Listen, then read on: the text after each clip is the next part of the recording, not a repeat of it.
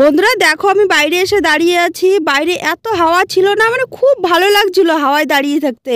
দৃশ্যা আর আমি একটা video shoot করলাম। আমাদের আরো একটা চ্যানেল আছে, সেই চ্যানেলের নাম হচ্ছে দৃশ্যা বম শর্টস। এখানে আমি ভিডিওটা শুট করলাম। তো জায়গাটা এত ভালো লাগছে দেখতে, ভাবলাম যে ব্লগের জন্য একটা ভিডিও শুট করি। তো বন্ধুরা পুরো ভিডিওটা স্কিপ না করে দেখতে থাকো। এদিকে দৃশ্যার জন্য জল গরম বসিয়ে দিয়েছি, কারণ দৃশ্যাকে আমি স্নান করিয়ে দেবো। দৃশ্যা এসে আমাকে বলছে, মা তোমার মন খারাপ কেন, কিছু হয়েছে? দিদুন কোথায়? দৃশ্যা অনেক ছোট, তবু কত সুন্দর ভিডিও করে দিচ্ছে আমাকে।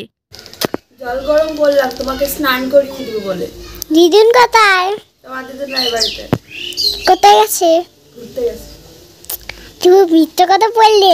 চলো তোমাদেরকে দেখিয়ে দিচ্ছি আজকে বাড়িতে কি কি রান্না হয়েছে। মুসুর ডাল, পালং শাকের তরকারি, আলু ভাজা, আরো আছে নিরামিষ ডাল, কারণ কালকে শিবরাত্রি, তার জন্য আমি আর মা নিরামিষ খাবো। কালকে দৃশ্যা আমাকে রান্নার ভিডিও করে দিয়েছিল, কিন্তু ভিডিওগুলো এমনভাবে শুট করেছে না ব্লগের জন্য হচ্ছে না শর্টের জন্য হচ্ছে, বুঝতে পারছি না কেন এমনটা হলো। সেই জন্য ভিডিওগুলো দেওয়া হয়নি। এটা ধুতরা ফুল গাছ। আমি দেখছি যে কালকে ধুতরা ফুল ফুটবে কি ফুটবে না। কালকে তো শিবরাত্রি, ধুতরা ফুলটা তো লাগবেই। তো দেখলাম গাছটার মধ্যে একটাও ফুল নেই, কয়েকটা ফুল তোলা আছে, কিন্তু এই ধুতরা ফুলগুলো দেওয়া যাবে না, কালকে শুকিয়ে যাবে। কালকে যা যা লাগবে আমি সবকিছু আজকে রেডি করে রাখছি, কারণ অনেক সময় এমন হয় কোথাও যাওয়ার সময় খুঁজে পাওয়া যায় না, তাই আগে থেকে রেডি করে রাখা ভালো। তোমরা দেখছো এইখানে গাঁদা ফুল আছে। গাঁদা ফুলগুলো আমি মানুষের বাড়ি থেকে চেয়ে নিয়ে আসলাম, কারণ কালকে শিবরাত্রির জন্য তো ফুলগুলো লাগবেই।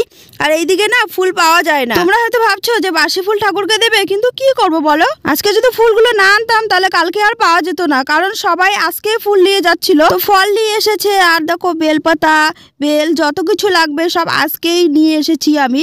কালকে শুধু সকালবেলা উঠবো, স্নান করবো, রেডি হবো, বাড়িতে আমার শিবলিঙ্গ আছে সেখানেও জল ঢালবো, তারপর বাজারে যাব, এখানে মন্দির আছে, মহাদেব বাবার মাথায় জল ঢালবো। আমি কোথাও গেলে তার আগে জিনিস খুঁজে পাই না, তার জন্য সবকিছু আগের থেকে আমি রেডি করে রাখছি যাতে আমার কোনো সমস্যা না হয়। দৃশ্যা ঘুম থেকে উঠেই আমাকে বললো, চলো মা বাবার মাথায় জল ঢালতে যাই। আমি দৃশ্যাকে বললাম, শোনা আজকে না কালকে জল ঢালতে যাবো। তো বন্ধুরা আজকে এখানেই দেখা হবে অন্য একটা ব্লগে। তো টাটা।